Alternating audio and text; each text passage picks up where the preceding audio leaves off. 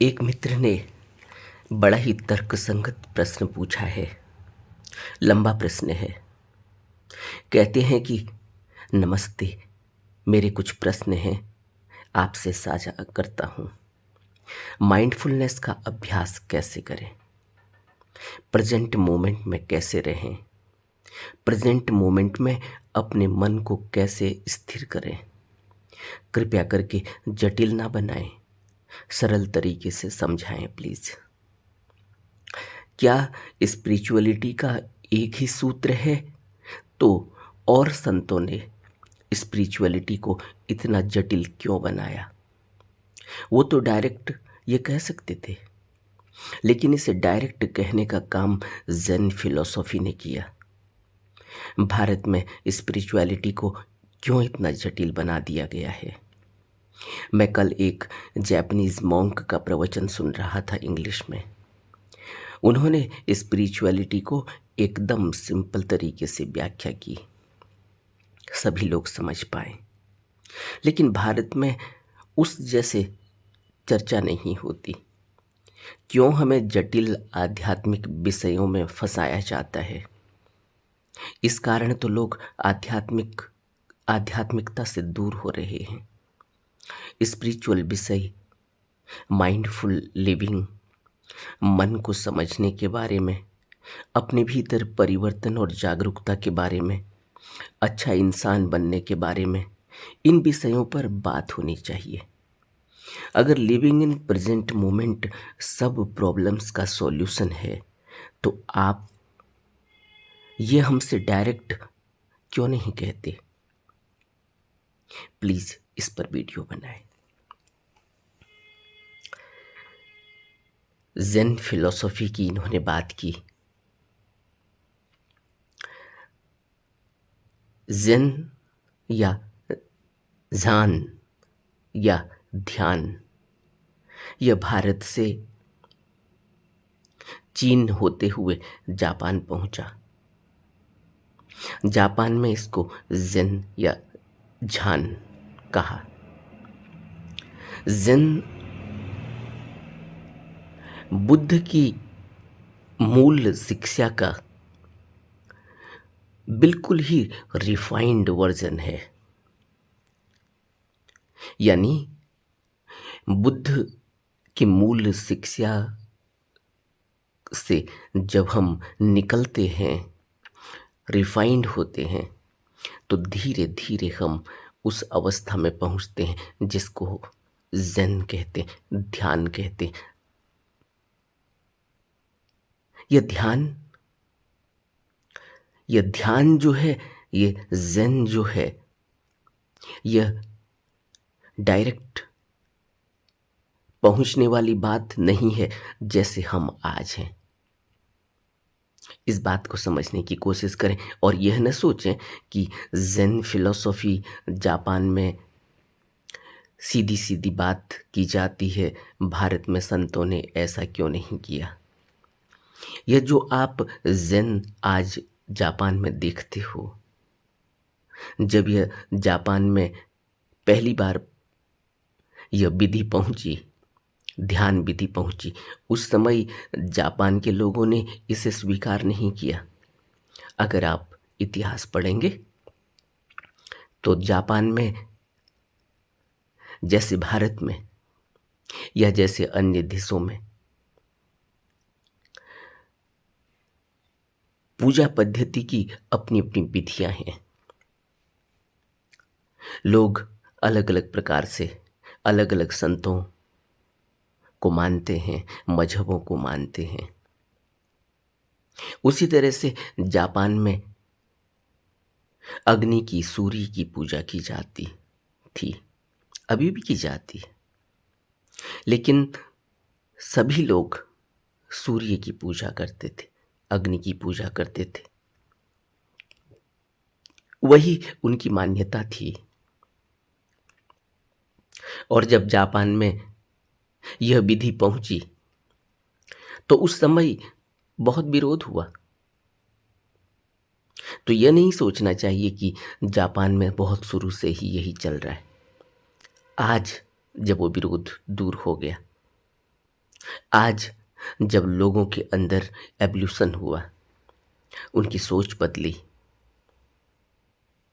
तो आज एक ऐसी स्थिति आई है। अभी भी ऐसा नहीं है कि सब लोग ज़ेन फिलोसॉफी को ही जापान में मानते हैं। यह आदमी का व्यक्तिगत होता है, किसी पर थोपा नहीं जा सकता। और जब जब भी थोपने की कोशिश की जाती है, वहीं विरोध हो जाता है, और विरोध से फिर क्या होता है यह हम सब जानते हैं। क्योंकि भारत में और जापान में बुनियादी अंतर है। बुनियादी अंतर यह है कि भारत आध्यात्मिक दृष्टि से सबसे धनी है, क्योंकि प्राचीनतम अनादि समय से यहाँ आध्यात्मिकता को लोगों ने समझा, उसकी व्याख्या की, अपने अनुभवों को साझा किया। लेकिन मनुष्य का विकास अलग अलग लेवल पर होता है। आज भी तुम्हें वो लोग दिखाई देंगे जिनको आध्यात्मिक सत्ता से कोई लेना देना नहीं, जो जून की रोटी बड़ी मुश्किल से कमाते हैं। तो जैसे जैसे भौतिक विकास होता है, वैसे वैसे आध्यात्मिक विकास भी होता है। भौतिक विकास की आवश्यकता होती है, क्योंकि भौतिकता अगर नहीं होगी, अगर खाने को रोटी नहीं होगी, तो आध्यात्मिक विकास कैसे हो सकता है, जरा सोचो। तो यह देश बड़ी कठिनाई से जूझा है। इस देश की जो आध्यात्मिकता थी और जो भौतिकता थी, वो छीन ली गई। इतिहास हम पढ़ते हैं, इसको सोने की चिड़िया कहा जाता था। यहाँ बहुत ऐसी विरासत थी जहां अतिथि को देव माना जाता था। यहाँ मिलकर बांटकर खाने की प्रथा थी। और मुझे पता नहीं, वैसे आपकी उम्र तो बहुत कम है, क्योंकि इससे पहले भी आपके कई प्रश्न मैंने लिए हैं। लेकिन अगर आप 80s, 70s, लेट 70s और 80s में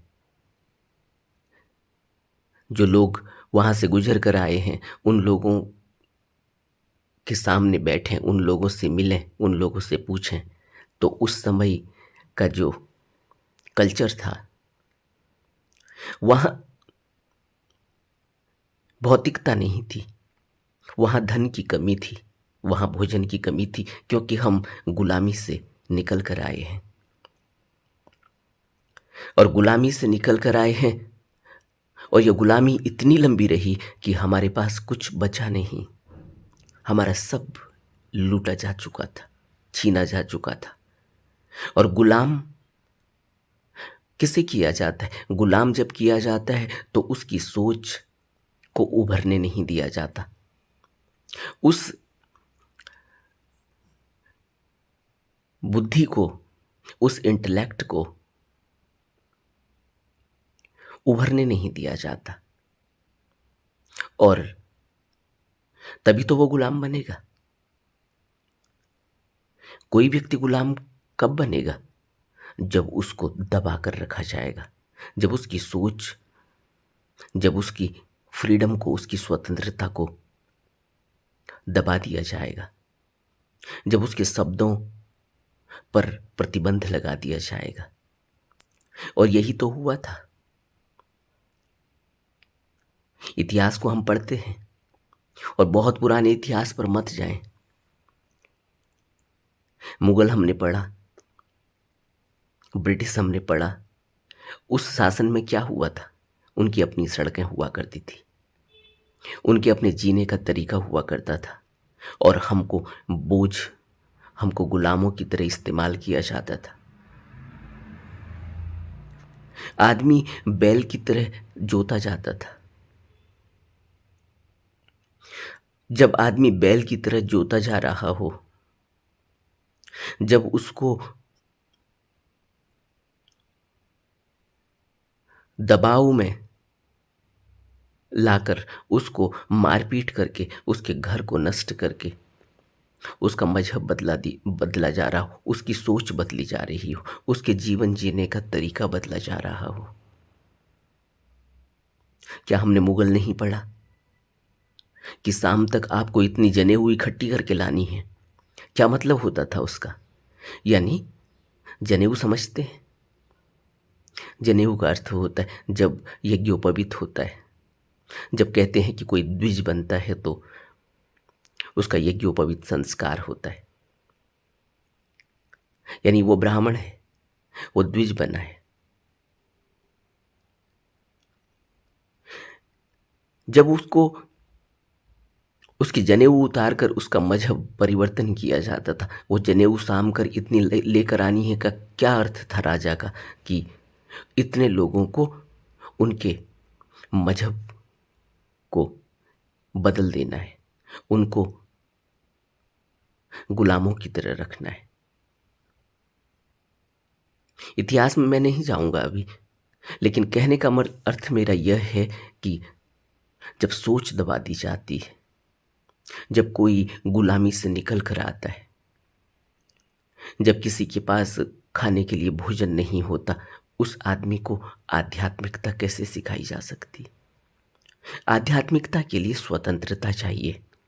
आज तुम मेरी बात सुन पा रहे हो क्योंकि तुम इतने स्वतंत्र हो कि तुम सुन पा रहे हो, तुम मोबाइल का इस्तेमाल कर पा रहे हो। अगर सोचो, इंटरनेट का इस्तेमाल कर पा रहे हो, टेलीविज़न का इस्तेमाल कर पा रहे हो। सोचो, अगर अभी सरकार यह कहे कि इंटरनेट की सुविधा खत्म की जाती है, और होता है ऐसा, आप समाचार पत्रों में, अखबारों में, टेलीविज़न में, खबरों में देखते हैं कि जहाँ भी कोई डिस्टरबेंस होती है,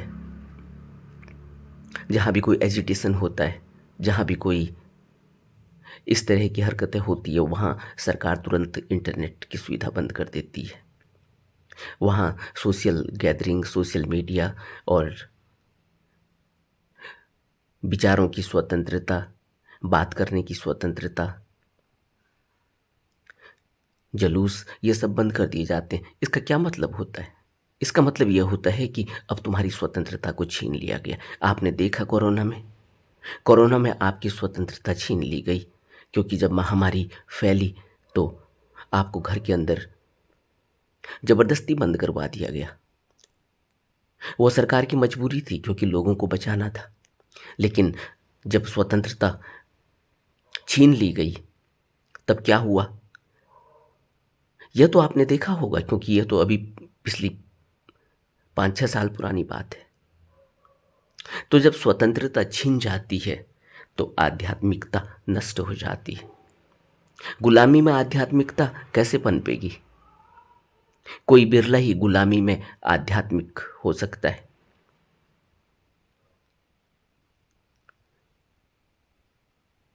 रबिया बसरी, यानी बसरा एक जगह है इराक में। बसरा की राबिया एक महिला स्त्री हुई जो गुलाम की तरह खरीदी गई थी। उस समय आदमी को गुलामों की बनाने के लिए, गुलाम के लिए खरीदा जाता था, मेला लगता था। लेकिन गुलाम होने के बावजूद भी वो आध्यात्मिक हो गई और राबिया एक बहुत बड़ी फकीर हुई, संत हुई। राबिया की कहानी पढ़नी चाहिए। लेकिन राबिया जैसे तो बिरला ही कोई होगा, क्योंकि वो तो संत ही थी, क्योंकि उसने इतने लोगों को इस गुलामी की कैद से बाहर निकलना था, आध्यात्मिक सोच देनी थी। लेकिन साधारण जन के लिए जब वो गुलाम हो जाता है, जब वो परतंत्र हो जाता है, जब उसको कैद कर दिया जाता है, तो उसकी स्वतंत्रता जब छीन ली जाती है तो फिर वो आध्यात्मिक कैसे रहेगा। आज आप स्वतंत्र हो, मेरी बात सुन रहे हो, मैं स्वतंत्र हूं कि आपको यह बात कह पा रहा हूं। तब आध्यात्मिकता का बीज फटता है, तब अंकुरित होता है। तो हम जहां से आए हैं वहां गुलामी थी। हम जहां से आए हैं वहां हमारा सब कुछ लूट गया था, लूट लिया गया था। और जबकि हम बहुत धनी थे, हमारी वह आध्यात्मिक विरासत आज भी उपनिषदों में, वेदों में, और उसके बाद जब बुद्ध आए, जब कबीर आए, जब नानक आए, जब और अवतरित पुरुष आए, उन्होंने जो जो भी हमें उपदेश दिए, जो जो भी हमें समझाया, जो जो भी हमें बताया, वह उस समय की मजबूरियां, उस समय की कमियां, उस समय के दुख, दर्द, पीड़ा, उस समय मनुष्य कहाँ फंसा हुआ था, उस पर बात करते हुए समझाया था। लेकिन ऐसा नहीं था कि आध्यात्मिकता सिर्फ उतनी ही थी। अगर कबीर यह कहते हैं कि पत्थर पूजन हरि मिले तो मैं पूजन लगूं पहाड़, अगर कबीर यह कहते हैं बनारस में, तो क्या इसका अर्थ था? क्या कबीर हमसे यह कह रहे हैं कि तुम पत्थरों को पूजने में क्या लगे हुए हो, पहाड़ को पूजो? कबीर क्या कहना चाह रहे हैं? कबीर यह कहना चाह रहे हैं कि तुम जो बाहर से ये पूजा प्रतिष्ठा कर रहे हो, लेकिन आंतरिक तौर पर तुम कुछ भी नहीं जानते। तुम यह सिर्फ एक मान्यता के हिसाब से कर रहे हो, रीति रिवाज के हिसाब से कर रहे हो, लेकिन इसके पीछे क्या कारण है? इसके पीछे तुम्हारी वो अवस्था ही नहीं है कि तुम पत्थर में अभी भगवान देख सको, लेकिन तुम रोज पूजते हो। तो कबीर चोट करते हैं कि तुम्हारा मन बदले, तुम विचार कर सको कि मैं पत्थर को रोज रोज पूजा तो कर रहा हूं, लेकिन क्यों कर रहा हूं? इस पत्थर में तो भगवान तब दिखाई देगा जब मेरे अंदर वह भावना पैदा होगी, वह विश्वास और वह श्रद्धा पैदा होगी। जब मैं अपने में देख पाऊंगा तब मैं सामने भी देख पाऊंगा। जब मैं अपने में ही नहीं देख पा रहा हूं, अपना तो मेरा मन सुबह से लेकर शाम तक रोटी कैसे कमानी है, नशा किस तरह से कमाना है, और व्यसन व्यभिचार किस तरह से शाम तक कमाने हैं, मेरा मन तो वहाँ लगा हुआ है। और मैं सुबह सुबह पत्थर पर पानी डालकर, यह टीका चंदन लगाकर और अच्छे सफ़ेद वस्त्र पहनकर,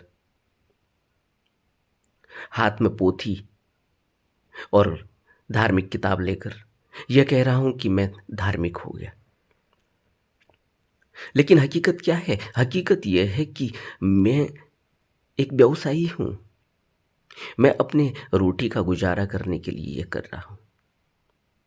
या मुझे, मेरे अंदर वो सोच ही नहीं है कि कहीं भगवान है भी, लेकिन क्योंकि सब लोग करते आ रहे हैं तो मैं भी करता हूं, क्योंकि मैं भी समाज में रहता हूं। और ऐसा नहीं है कि पत्थर को पूजने से भगवान नहीं मिलेगा, लेकिन उससे पहले अपने अंदर अगर इतनी मानसिक स्वतंत्रता आ गई है, इतनी मानसिक समृद्धि हो गई है, इतना हमारा मन स्वच्छ हो गया है, तो पत्थर में भी भगवान दिखाई देगा। क्योंकि कण कण में वह कुदरत कण कण से हमसे जुड़ी हुई है। अगर पत्थर ना हो दुनिया में तो हमारे लिए जीना मुश्किल हो जाएगा। अब कैसे जीना मुश्किल हो जाएगा? इस पत्थर की कहानी को अगर पीछे जाकर और पीछे जाकर और पीछे जाकर देखेंगे तो यह पत्थर मनुष्य से किस तरह से जुड़ा है।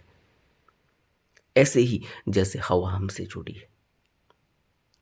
हवा को और पीछे ले जाकर देखेंगे तो यह पता चलेगा कि बिना पेड़ों के, बिना सूरज के, बिना बरसात के, बिना इस धरती के बिना इस मनुष्य के इस हवा का कोई अस्तित्व नहीं है। सूरज को पीछे ले जाकर देखेंगे, और पीछे जाएंगे और पीछे जाएंगे तो यह पता चलेगा कि सूरज की अनिवार्यता क्यों है और सूरज के बिना जीवन क्यों नहीं है। पानी की अनिवार्यता क्यों है, पानी के बिना जीवन क्यों नहीं है। हम एक दूसरे के लिए अनिवार्य हैं। हमारे लिए जानवर भी अनिवार्य हैं, हमारे लिए कीट पतंगे भी अनिवार्य हैं, हमारे लिए हर जम्स अनिवार्य हैं। लेकिन क्या हम इतनी गहराई से कभी सोच पाए? हम कब गहराई से सोच पाते हैं? हम तब गहराई से सोच पाते हैं जब हम स्वतंत्र होते हैं, जब हम समृद्ध होते हैं, जब हमें पेट के लाले नहीं पड़े होते। इसलिए पेट के लिए रोटी भी होनी चाहिए, उसके बाद शुरुआत होती है। क्योंकि अगर अस्तित्व ही नहीं हो जीवन का, अगर हमारा कोई अस्तित्व ही नहीं हो तो आध्यात्म कहाँ से होगा? आज तुम जापान को जो देख रहे हो, वह जापान आप अभी देख रहे हो, और आज जो तुम भारत को देख रहे हो, यह भारत तुम अभी देख रहे हो। तुमने मुगलों का भारत देखा, तुमने अंग्रेजों का भारत देखा, तुमने उससे पहले का भारत देखा, तुमने वो समृद्ध भारत भी देखा जब उसे सोने की चिड़िया कहा जाता था। और धीरे धीरे जब मनुष्य का विकास होता है, मनुष्य जब बनमानुष था तब उसकी क्या स्थिति थी? जब उसका विकास हुआ तो सबसे पहले सुरक्षा आती है। सुरक्षा के लिए धीरे धीरे कबीले बने, एक कबीला दूसरे कबीले, क्योंकि छीना झपटी तो है ही, क्योंकि पेट की भूख शांत करनी है। तो मनुष्य क्या करता है? रास्ते में जंगल में क्या दिखेगा? कहीं मछली दिखी पानी में, कहीं जंगल में कोई और जानवर दिखा, उस पर प्रहार किया, उसको भोजन बनाया। उस पर एक आदमी ने प्रहार किया, दूसरा उससे बलशाली है तो उस पर टूट पड़ा, और जिसने प्रहार किया था उसको कुछ भी नहीं मिला और दूसरा खा गया। यही जानवर तो करते हैं। जानवरों को देखते हैं ना आप, जो कुत्ता शक्तिशाली होता है वो भोग भी करता है, वो भोजन भी करता है, लेकिन दूसरे को नहीं मिलता। यही मनुष्य की स्थिति है, और आज भी मनुष्य की वही स्थिति है, क्योंकि हमारा विकास नहीं हो पाया अभी, वह आध्यात्मिक विकास जो हमें आध्यात्मिकता सिखाती है। आध्यात्मिकता हमें क्या सिखाती है? आध्यात्मिकता हमें सिखाती है कि यह पूरा पूरा यह जो पूरी वसुधा है, यह जो पूरा संसार है, यह जो पूरा अस्तित्व है, यह सब एकजुट है, यह सब एक दूसरे से मिलकर बना हुआ है। मैंने कभी बात की थी कि चाइना में कभी कोई खांसा होगा, या कभी कोई अपने देश में, अपने घर में किसी कोने में खांसा होगा, खांसी उठी होगी उसे, और वो जम्स किस तरह से 192 195 बल्कि 200 से अधिक कंट्रीज में फैल गए और करोड़ों लोग उसमें मारे गए। क्या आप कभी कल्पना कर पाएंगे? और अभी 5-6 साल पुरानी बात है यह। हम इस तरह से एक दूसरे से जुड़े हैं। हमें एक दूसरे से जब अलग हो जाते हैं तो क्या होता है, ये हमने कोरोना में नहीं देखा। और जब हम एक दूसरे से के साथ रहते हैं तो हम तब भी नहीं जानते कि हम एक दूसरे से कितने जुड़े हुए हैं। यह मेरी सांस कभी तुम्हारी सांस हो जाती है, मेरे मुंह से निकली और तुम तक पहुंच जाती है, लेकिन हम नहीं जानते। लेकिन कोरोना में हमने यह जाना।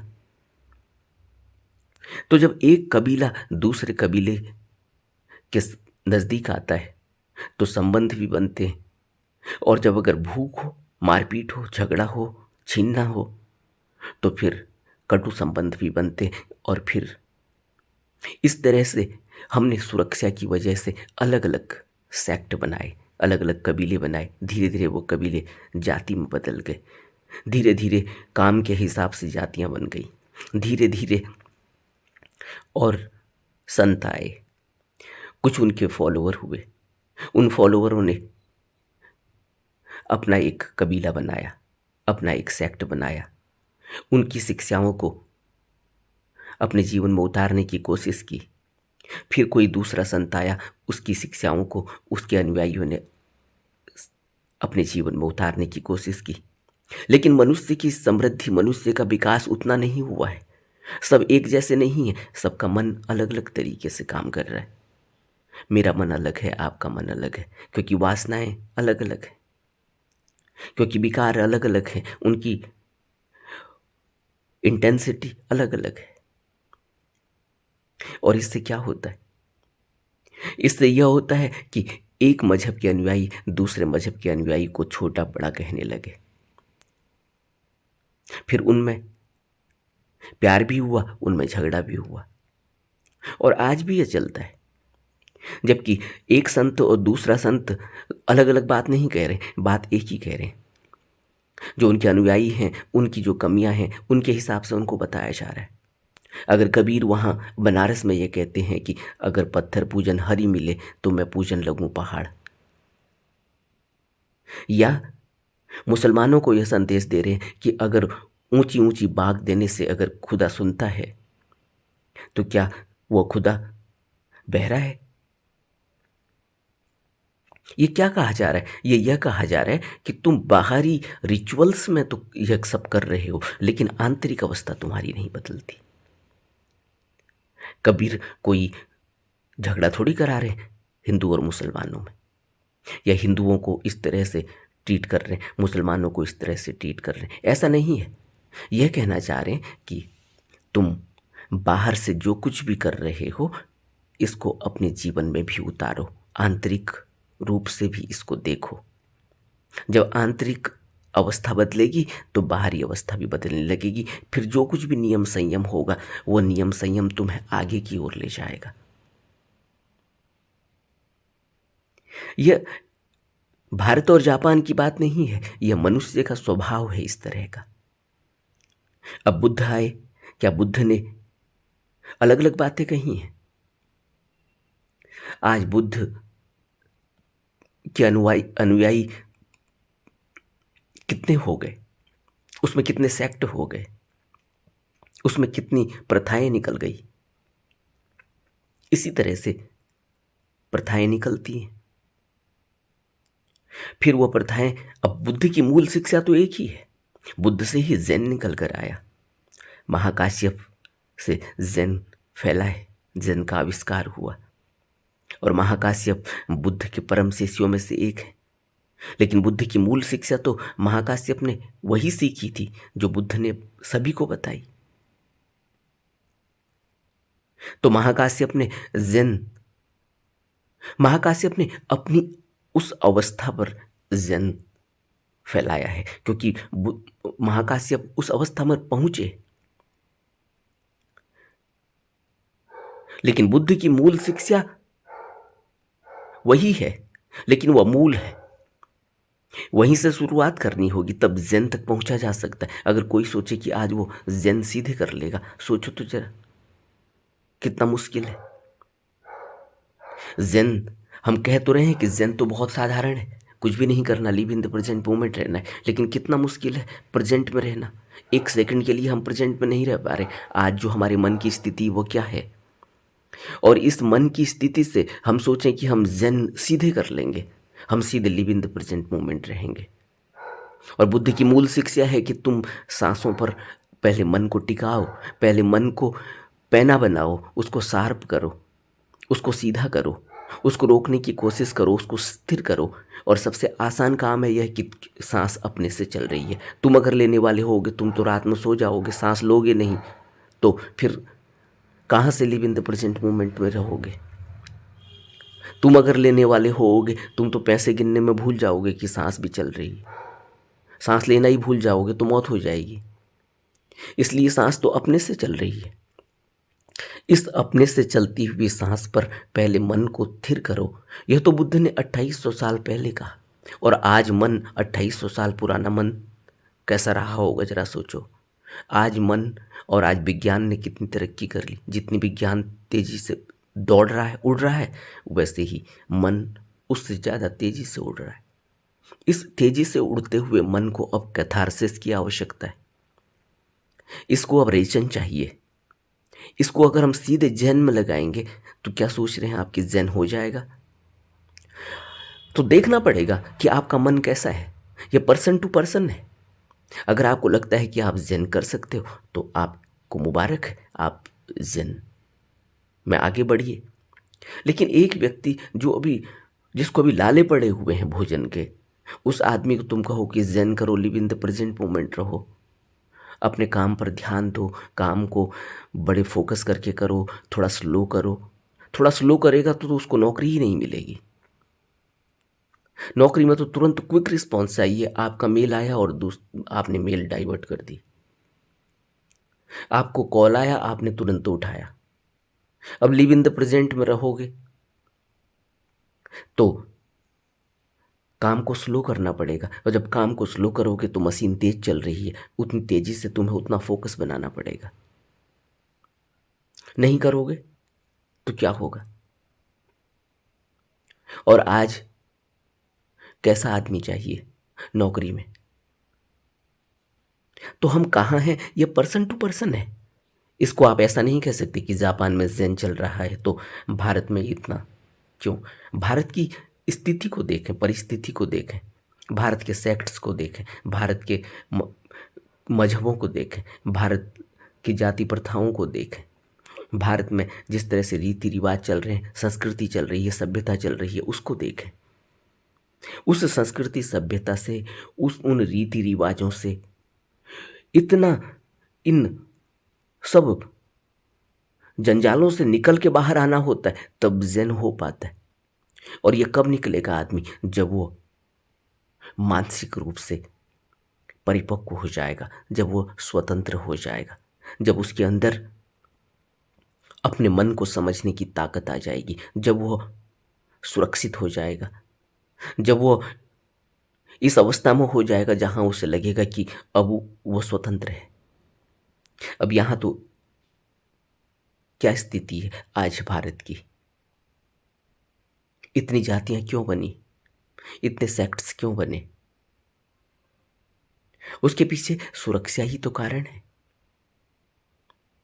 क्यों धर्म के नाम पर राजनीति शुरू हो जाती है, राजनीति और धर्म मिल जाता है, उसके बाद क्या होता है? रोमन एम्पायर को पढ़ें, रोमन एम्पायर पढ़ेंगे तो और ज़्यादा समझ आएगा कि किस तरह से रोमन पूरे संसार में फैले, किस तरह से उन्होंने पूरे संसार पर अधिकार जमाया। ये सब जब धर्म, जाति, रीति रिवाज, सभ्यता, संस्कृति में आदमी अपने को अस्थिर और असुरक्षित महसूस करता है तो राजनीति का सहारा लेता है। और जब राजनीति इसमें मिक्स हो जाती है तो फिर क्या होता है, इसको बताने की जरूरत नहीं है, ये हम जी रहे हैं। अब इसमें से अपने को ऊपर कैसे निकालेंगे? अपने से निकल पाएंगे? अपने से पूछना चाहिए आप कहां पर खड़े हैं। अभी आप जिस स्थिति में हैं वहां से नहीं निकल पाएंगे। अब आपको सहारा चाहिए, और वो सहारा जब जब भी संत आए उन्होंने दिया। वहां की जो कमजोरियां थी, जिस भी जगह पर वो आए हैं, जिस भी समाज में वो आए हैं, जिस भी देश में आए हैं, जिस भी सभ्यता में आए हैं, जिस संस्कृति में आए हैं, उन्होंने वहाँ से लोगों को ऊपर निकालने की कोशिश की है। इसलिए वह उस तरह के उपदेश दिए, उस तरह के नियम दिए, उस तरह की व्यवस्थाएं दी। लेकिन वह नियम, वो व्यवस्थाएं किनके लिए हैं? जो वहाँ फंसे हुए हैं, उलझे हुए हैं, उनके लिए। लेकिन जो उन्होंने मूल शिक्षा दी, वह मूल शिक्षा तो एक ही है। लेकिन उस मूल शिक्षा को निभा पाने के लिए, उस पर चल पाने के लिए इतने बाहरी वातावरण दिया गया, इतना बाहरी फेंसिंग की गई ताकि मनुष्य धीरे धीरे करके ऊपर उठे और उस मूल शिक्षा को पकड़कर बाहर निकले, स्वतंत्र हो। लेकिन फिर क्या हुआ? क्योंकि मनुष्य का वह मन जिसमें विकास ही नहीं हुआ है, वह फिर उस बाहरी जो उसको वातावरण दिया गया है, जो उसको बाहरी चीज़ें दी गई हैं, जिसको पकड़कर उसने बाहर निकल कर आना है, वो उन्हीं चीज़ों को पकड़ लेता है। अब पत्थर पूजना जो कबीर कह रहे हैं, क्यों संतों ने बताया होगा? इसलिए बताया होगा कि तुम्हारी अगर ऐसी भावना बन सके जहां तुम पत्थर को भगवान समझ सको और उस पर अपने पूरे भाव उड़ेल सको, तो फिर तुम्हें कुछ भी और करने की जरूरत नहीं है। जब तुम पत्थर में, किसी निर्जीव में भगवान देख सकते हो, तो सजीव में तो भगवान दिखेगा ही। तुम अपने में, अपने सजीव में तो भगवान देखोगे, और अपने में देखोगे तो सब सजीव में भगवान दिखेगा, और निर्जीव में तो तुम रोज देख ही रहे हो, क्योंकि तुम पूजा करते हो उसकी, क्योंकि तुम यह मानते हो कि यह मेरा भगवान है। कहानी तो यह थी, लेकिन आज क्या कहानी हो गई? क्या यह आप नहीं जानते? क्या आप इसको जी नहीं रहे? और अब आप सोच रहे हो कि मैं इससे बाहर निकल जाऊं। आप क्या सोचते हैं कि आप जापान चले जाएंगे तो इसी मन को लेकर जाएंगे? फिर वहां और मुश्किलें हो जाएंगी, क्योंकि उनके जीवन जीने का तरीका अपना होगा। उनकी भी अपनी मान्यताएं हैं, अपनी संस्कृति है, अपनी सभ्यता है, अपनी सुरक्षा की व्यवस्थाएं हैं। तो इसलिए संतों ने जब जब भी, जहां जहां पर भी वो आए, जब जब भी उन्होंने जो उपदेश दिए, वहां की जो मूल कमियां थी, उन कमियों को उजागर करके उससे ऊपर उठने के लिए मनुष्य को संदेश दिए थे।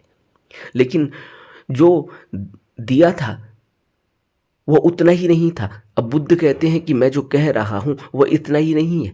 वह ऐसे है जैसे बुद्ध बैठे हुए हैं एक पेड़ के नीचे, कहते हैं कि इस पेड़ में कितने पत्ते? तो वो कहते हैं असंख्य। और जो जमीन पर गिरे हुए पत्ते, कुछ पत्ते सूख कर जमीन पर गिर जाते हैं, और जमीन पर गिरे हुए पत्ते कितने? तो उन्होंने कहा कि कुछ। तो बुद्ध ने कहा कि जो मैं तुमसे कह रहा हूं वो ऐसा ही है जो जमीन पर गिरे हुए पत्ते, और जो मेरा ज्ञान है वो ऐसे जैसे पेड़ पर लगे हुए पत्ते। अब बात इस तरह से नहीं कही गई हो, मैंने इस तरह से कह दी, लेकिन कहने का सार क्या है, कहने का भाव क्या है? कहने का भाव यह है कि जो कहा जा रहा है वो तो बहुत थोड़ा है, लेकिन जो समझ में आएगा, जो अपने अभ्यास से, अपने अनुभव में उतरेगा, वह तो विराट है। वो तो ऐसे ही है जो बुद्ध ने बुद्धत्व उपलब्ध करने के बाद कहा कि मैंने जो पाया वो असीम है, वह रहस्य है। और इस अद्भुत रहस्य को कौन समझ पाएगा? मैं किसको बताऊं? कौन इसको समझेगा जब वासना और इतनी तृष्णा, इतनी कामना, इतनी व्यथा, इतनी पीड़ा, इतना दुख मनुष्य के अंदर है? उस मनुष्य को तुम यह बताओगे कि तुम्हारे अंदर प्रकाश है, रोशनी है? उसको यह बताएंगे कि तुम खुद बुद्ध हो? उसको क्या समझ में आएगा? ये कहानी आपने बुद्ध की सुनी है? तब बुद्ध को एक आवाज आती है कि नहीं, तुम्हें यह ज्ञान उन लोगों को देना है, क्योंकि यह असीम है, यह दुर्लभ है, यह रहस्य है, और तुमने इसको पाया। इसलिए नहीं पाया कि तुम अब चुप हो जाओ। यह ज्ञान उन तक पहुंचाना है जिनको चिंगारी की आवश्यकता है। थोड़ी सी चिंगारी से उनके अंदर वो विराट प्रकट हो सकता है। लेकिन वो चिंगारी सबके अंदर ही है। आप भी सुन रहे हैं, मैं भी सुन रहा हूं, और असंख्य लोग सुन रहे हैं। कभी भी वो चिंगारी लगेगी, और कभी भी हमारा जीवन बदलेगा, और धीरे धीरे बदल ही रहा है। हम धीरे धीरे एवॉल्व हो रहे हैं, हमारा उत्थान हो रहा है। लेकिन अगर हम यह सोचें कि सब ज़ेन, जो जापान में बात की, जो आपने सुनी, सब वैसे नहीं है। जापान में भी सब वैसे नहीं। जापान में भी आज वह स्थिति है जहां पर आदमी चलते चलते सो जाता है। इतनी तेज जिंदगी है। तो जो विकास होता है वो विकास ऐसे ही होता है। आध्यात्म से पहले सुरक्षा भी चाहिए, आध्यात्म से पहले भोजन भी चाहिए, आध्यात्म से पहले एक समृद्धि चाहिए, आध्यात्म से पहले मानसिक संतुष्टि चाहिए, आध्यात्म से पहले एक वातावरण चाहिए। और यह सब हमें मिलता है। जब हम संतों के नज़दीक जाते हैं तो हमें एक वातावरण मिलता है। जब हम अपने रीति रिवाज में रहते हैं, संस्कृति सभ्यता में रहते हैं, तो हमें एक वातावरण मिलता है, हमें सुरक्षा मिलती है। इसके कुछ तरीके हैं, यह कुछ ज़रूरी है। ऐसा नहीं है कि यह सब सिर्फ आप भारत में ही देख रहे हैं। आप जहाँ भी जाएंगे वहाँ आपको सुरक्षा चाहिए। आप चले जाएं, अमेरिका चले जाएं, इंग्लैंड चले जाएं, जर्मनी चले जाएं, फ्रांस चले जाएं, अफ्रीका चले जाएं, कहीं भी चले जाएं दूसरे देश में, वहाँ जब आप असुरक्षित महसूस करेंगे तो क्या करेंगे ज़रा बताइए। क्या करता है आदमी जब दूसरे देश जाता है? वहाँ तो वो सेकंड सिटीजन है, वहाँ तो उसे कोई भी नहीं जानता, और सबको पता चल जाता है कि यह कहीं दूसरी जगह से आया हुआ है। क्यों? क्योंकि वहाँ के लोगों का जीने का तरीका अलग है, उनका डील डॉल शरीर अलग है, उनका रूप रंग अलग है, उनकी सभ्यता संस्कृति रहन सहन बिल्कुल अलग है। अब आप वहाँ चले गए, बिल्कुल अकेले पड़े हुए हैं, क्या करते हैं आप? सबसे पहले हम देखते हैं कोई हम जैसा जो हमारे देश का हो, हमारे देश का नहीं है तो हमारे देश के आसपास का हो, जो हमसे थोड़ा मिलता जुलता हो, जो हमसे थोड़े से ठीक से बात कर ले, जो हमारी भाषा समझ ले, जो हमारे भावों को समझ ले, हम उसके नज़दीक चले जाते हैं। इसीलिए जब हम दूसरे देश जाते हैं और हमें कोई अपने देश का मिल जाए, अपने देश का, सोचो तो कितना बड़ा देश है जहाँ 1.5 अरब जनसंख्या है। इस 1.5 अरब जनसंख्या में जहाँ हम आप अभी हैं, बैठे हुए हैं, अभी हमें कोई मतलब नहीं है कि हमारे देश का हम दूसरा आदमी भी हमारे बगल में ही चल रहा है। हम सोचते हैं चल रहा होगा, हमें क्या लेना देना, हमें क्या, हम तो अपनी ज़िंदगी जी रहे। लेकिन यही आदमी 1.5 अरब में से कोई एक आदमी दिखाई दे दूसरे देश में, तब कितनी शांति मिलती है मन को, तब कितनी तसल्ली मिलती है कि कोई अपना है। इसको कभी महसूस कर पाएंगे जब कहीं दूसरे देश जाएंगे, तब पता चलता है सुरक्षा क्या होती है, तब पता चलता है कि मनुष्य की ज़रूरत क्या होती है, तब पता चलता है कि अपने की क्या ज़रूरत होती है। आज थोड़ी पता चलता है। तो जो हम देख रहे हैं ना अभी, जहाँ हम जी रहे हैं,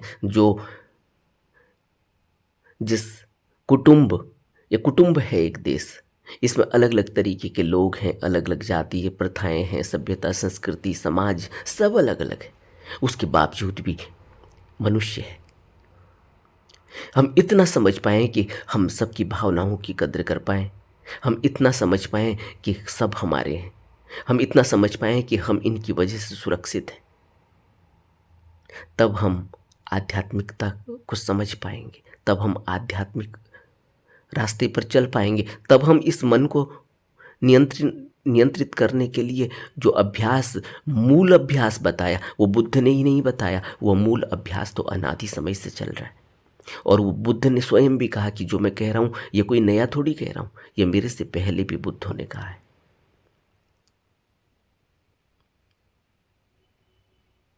इसलिए हमें और गहराई में जानने की ज़रूरत है। शिक्षा की शुरुआत तो तब होती है जब हम एक ऐसी स्थिति में पहुंचे जहां से हम शुरुआत कर पाए। अभी हमारा मन कैसा है जरा सोचो। और मूल शिक्षा में जिसको बुद्ध कह रहे हैं कि मैं नई बात नहीं कह रहा हूँ, ये तो पहले भी कही गई है, वो मूल शिक्षा में यह कहा गया कि तुम कुदरत से जुड़ो, तुम कुदरत से सूर्य के माध्यम से जुड़ जाओ, तुम कुदरत से सांसों के माध्यम से जुड़ जाओ, तुम कुदरत से पानी के माध्यम से जुड़ जाओ। तभी तो पूजाएं चली थी। शुरू शुरू में तो आग की पूजा होती थी, शुरू शुरू में सूर्य की पूजा होती थी कि उससे जीवन मिलता है, हवा की पूजा होती थी, उससे जीवन मिलता है। आज हवा की पूजा आज सूर्य की पूजा, अभी छठ पूजा हुई थी, दिवाली के बाद सूर्य की पूजा की गई थी। क्या मतलब है उस सूर्य की पूजा का? अब हम कहेंगे कि सूर्य की पूजा से हमें क्या लेना देना, हमें तो ज़ेन समझना है। लेकिन ज़ेन समझने से पहले सूर्य की पूजा को भी समझना पड़ेगा, पानी की पूजा, हवा की पूजा को भी समझना पड़ेगा। ज़ेन से पहले हमें बुद्ध की मूल शिक्षा को भी समझना होगा। तो ऐसा नहीं है कि ये कोई, जो इन्होंने कहा है कि इस तरह से आध्यात्मिक विषयों में क्यों फंसाया जाता है, क्यों इतना जटिल बनाया जाता है। जटिल हम हैं इसलिए बनाया जाता है। हम जटिल थोड़ी बनाया जाता है, उस जटिलता से बाहर निकलने के लिए बताया जाता है। अब कबीर ने इतनी बात कही, तो क्या कबीर ने और जटिल बना दिया? क्या कबीर ने हमें, हमारे ऊपर ताने मार दिए? और कबीर ने तो मूल क्या कहा? कबीर ने मूल क्या कहा? कबीर कहते हैं सार तो नाम है, आध्यात्मिकता का सार तो नाम है, मूल रूप ध्यान है, कहते हैं कबीर। लेकिन ध्यान, अब फिर ध्यान की बात आती है, यही ज़ेन है, यही जान है, यही ध्यान है, मूल रूप ध्यान है। और मूल पूजा गुरु। अब गुरु जब कहा तो गुरु को हम समझते हैं कि वही गुरु जो हमारे घर में आकर पूजा पाठ करता है, या गुरु वह जिसको थोड़ा सा बाहरी किताबों का ज्ञान है। लेकिन कबीर जिस गुरु की बात कर रहे हैं वो तो कह रहे हैं कि वह ब्राह्मण, जिसको बुद्ध ब्राह्मण कहते हैं, जो सर्वोच्च है। लेकिन ब्राह्मण हम मिलेगा कहाँ से? हमारे अंदर तो वो देखने की ताकत ही नहीं है ब्राह्मणों को। हम तो ब्राह्मण यही समझते हैं जो कुल में पैदा हो गया। और कबीर ही नहीं, बुद्ध ही नहीं, यह तो जितने भी संत आए सभी ने इस बात को नकार दिया कि कुल में पैदा होने से कोई ब्राह्मण नहीं होता। लेकिन क्या आज हम इस बात को अपने ऊपर लागू करते हैं? तो ये जो जटिलता आप देख रहे हैं, यह जटिलता है कि हम उलझ गए हैं, यह हमारे वजह से जटिलता है। नहीं तो कोई जटिलता नहीं है। आप कमलवत रहें, आप ज़ेन करें, आप live in the present moment रहें, क्या रह पाएंगे? अपने से प्रश्न पूछो कि मुझे कुछ लेना देना नहीं, क्या धर्म चल रहा है, क्या जाति चल रही, क्या सभ्यता चल रही, क्या समाज चल रहा है, क्या क्या चल रहा है, क्या क्या नहीं चल रहा है, क्या पॉलिटिक्स चल रही है। मुझे तो एक काम करना है, मुझे live in the present moment रहना है। आप ये कर लो, आप छोड़ो, आंख बंद कर दो सब जगह से। कौन मना कर रहा है? लेकिन क्या आप अपने को इतना सुरक्षित अभी समझते हैं? क्या आप अभी अपने को इतना स्वतंत्र समझते हैं? और यह सुरक्षित और यह स्वतंत्र जब मैं कह रहा हूं तो यह मन से कह रहा हूं, शरीर से नहीं कह रहा। शरीर से तो आप स्वतंत्र ही और सुरक्षित ही होंगे, घर के अंदर बैठे हुए हैं, सारे कपड़े पहने हुए हैं, बाहर चौकीदार भी आपने खड़े कर रखे हैं, गेट पर कोई आ नहीं सकता, पुलिस खड़ी होगी, सब कुछ स्वतंत्रता है, सुरक्षा है। लेकिन मैं मन की सुरक्षा और मन की स्वतंत्रता की बात कर रहा हूं। इसको बुद्ध कहते हैं कि तुमने क्या मन को बींध लिया है, तुमने उस पर अंकुश लगा दिया। तो फिर क्या है? फिर तो कुछ भी नहीं है। तुम live in the present moment में ही रहो और हो ही, तुम्हारा हर काम 100% होगा।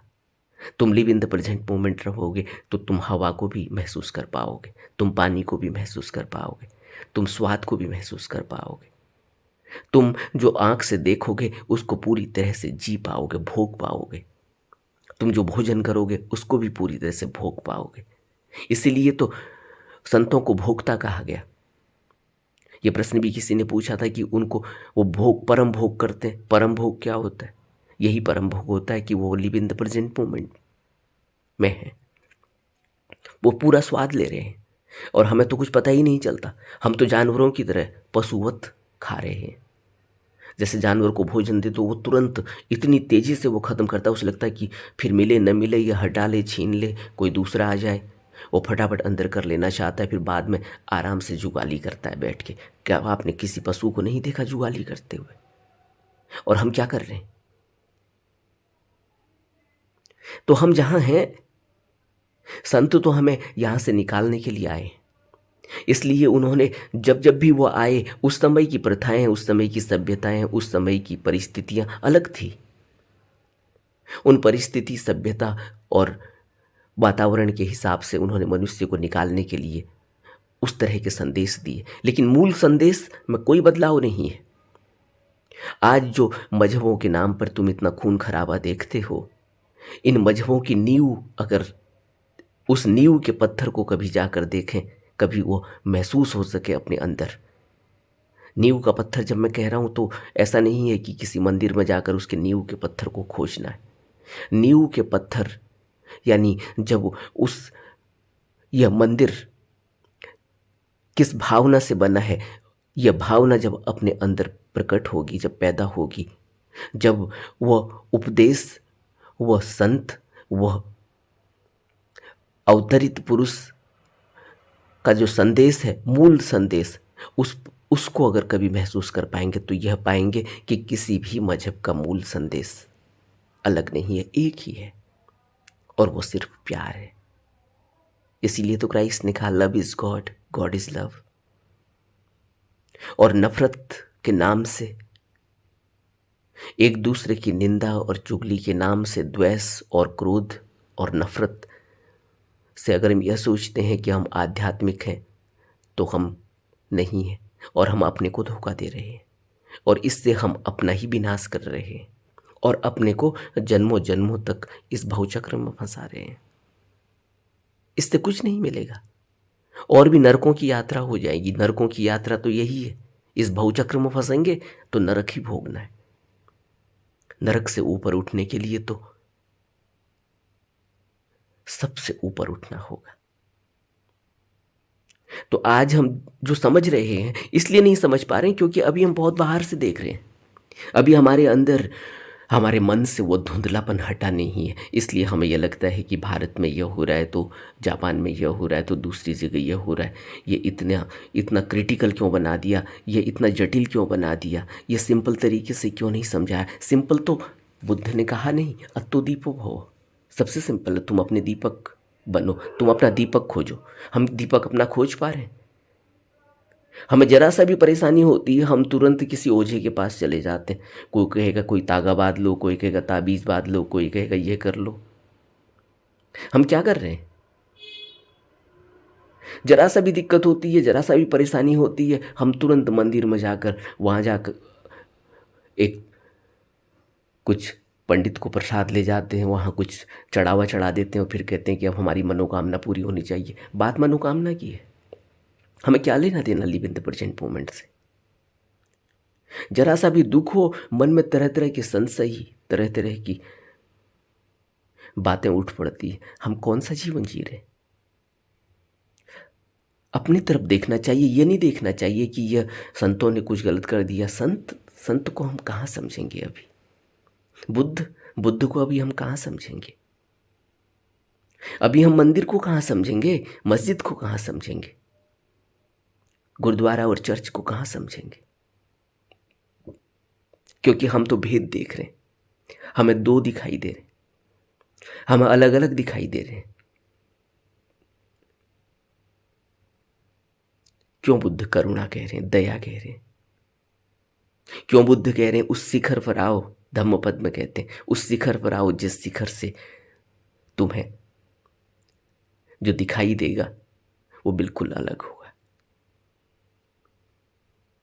तो ऊपर उठने के लिए तुम किसी भी संत की शरण लो, किसी भी संत के उपदेश सुनो। उस उपदेश के मूल पर जब पहुंचोगे तो तुम्हें लगेगा कि बुद्ध में और कबीर में कोई भेद नहीं, बुद्ध में और नानक में कोई भेद नहीं, बुद्ध में और क्राइस्ट में कोई भेद नहीं, कृष्ण में और कबीर में कोई भेद नहीं। लेकिन अभी हम नहीं समझ पाएंगे क्योंकि अभी हम कुछ और देख रहे हैं, अभी हम भेद देख रहे हैं। अभी हमारे मन में भेद दृष्टि है। अभी हमारा मन जो देखता है वो तोड़ कर देखता है, उसमें अलग अलग दिखाई देता है। इस अलग अलग की वजह से हमें ये सब अलग अलग दिखाई दे रहा है कि कोई जटिल बना रहा है, कोई संत अलग कह रहा है, कोई दूसरा संत अलग कह रहा है, कोई गुरु अलग कह रहा है, तो कोई सदगुरु अलग कह रहा है। कोई अलग नहीं कह रहा है, मूल शिक्षा एक है। वो सिर्फ हमारे वजह से अलग दिखाई दे रही है। वो हमारी समाज, सभ्यता, संस्कृति और रीति रिवाजों की वजह से अलग दिखाई दे रही है। ये हमारे चश्मे हैं, हमारे चश्मे की वजह से अलग दिखाई दे रही है। जिस दिन हम ट्रांसपेरेंट चश्मा पहन लेंगे अपने मन में, उस दिन हमें कृष्ण और बुद्ध में कोई भेद नहीं दिखेगा। उस दिन हमें कृष्ण और क्राइस्ट में कोई भेद नहीं दिखेगा। उस दिन हम में और दूसरे आदमी में भी भेद नहीं दिखेगा। उस दिन हमें पत्थर में और बुद्ध में कोई भेद नहीं दिखेगा। इसीलिए तो बुद्धम शरणम गच्छामि का। वो बुद्धम शरणम गच्छामि कोई अपने इस वजूद के लिए थोड़ी बुद्ध ने कहा कि मेरी शरण लो। हमें गहरे में अनुभव की आवश्यकता है, और अनुभव आएगा ध्यान से, अनुभव आएगा संतों की शिक्षा से, बुद्धों की शिक्षा से, अपने जीवन में उसको उतारने से, निरंतर अभ्यास और प्रयास से। सिर्फ तार्किक और बौद्धिक होने से कुछ नहीं होने वाला। इससे हम और उलझन में उलझ जाएंगे। फिर हम कहेंगे कि इसने ये ऐसा क्यों कहा, उसने वैसा क्यों कहा, इसका क्या अर्थ है, इस शब्द का क्या अर्थ है, इसकी इंटेंसिटी कितनी है, इतनी गहराई की, इसकी गहराई कितनी है, इसको ऑक्सफोर्ड यूनिवर्सिटी ने किस तरह से कहा, इसमें इस डिक्शनरी ने कैसे कहा, उस डिक्शनरी ने कैसे कहा। हम शब्दों को और उसको व्याख्या करने लगेंगे। लेकिन शब्दों की व्याख्या से क्या होगा? उस शब्द को जिया जाना है। माइंडफुलनेस अगर हम कह रहे हैं, उसको जिया जाना है। इस माइंडफुलनेस की परिभाषा को हम जापान की किसी संत से सुन लें, या किसी ऑक्सफोर्ड डिक्शनरी में या किसी और डिक्शनरी में ढूंढ लें, या भारत की किसी संत से माइंडफुलनेस को ट्रांसलेट करके किसी और उसमें सुन लें, तब भी क्या होगा? मूल बात तो है कि हमारा जीवन, हमारा मन, हमारी सोच कैसे बदले, और उसके लिए मूल ध्यान, मूल अभ्यास एक ही है। चाहे आप उसको मंत्रों के माध्यम से करें, उसको आप सांसों के माध्यम से करें, उसको आप योग के माध्यम से करें, आप किसी भी माध्यम से करें, आप उसी पॉइंट पर पहुंचते हो जिस पॉइंट से जर्नी एक ही होती है, एक ही यात्रा होती है। यह सारा अनेकता, यह सारी अनेकता, यह सारी मजहब की दीवारें, यह सारी जाति प्रथाएं, यह संस्कृति, यह लोक आचार, व्यवहार, विचार, सब पीछे छूट जाता है। उस पॉइंट पे फिर अत्तोदीपो होता है। उस स्थिति पे पहुंचना होगा, अभ्यास करना होगा, मूल अभ्यास से शुरू करना होगा। नमो बुद्धाय।